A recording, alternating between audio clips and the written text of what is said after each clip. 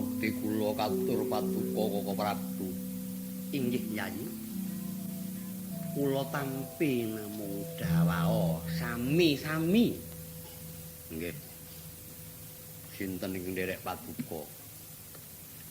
Sekawit namung kadang paduka Yayi Haryosyaki. Nanging dupe anabrang kula kasitra. Suwan kula ngarsanipun Nyai Prabu Duryudana menika ing ayoman Jawata sekawan. Ing ayoman Jawata sekawan inggih punika Sang Hyang Narada, Sang Hyang Kanwa, Sang Hyang Janaka, tuwin Sang Hyang Rama Parasu. Nggih.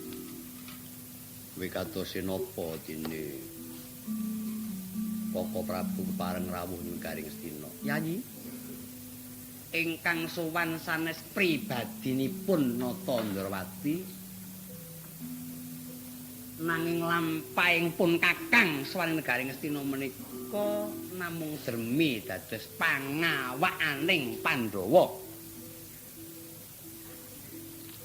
Dermi dados pengawakaning Pandhawa wigatosipun angampil nawala prajanji ingkang nalika ramening sesukan dadu sami-sami dipun tapak astani sesarengan ing antawisipun Nyai Prabu Duryudana tuwin Nyai Prabu Puntadewa menggak suraosipun sasampunipun Pandhawa kabutaling ana kamyaka 12 taun tuwin Pandhawa ketaumpetan setunggal taun mangka mboten kedenangan.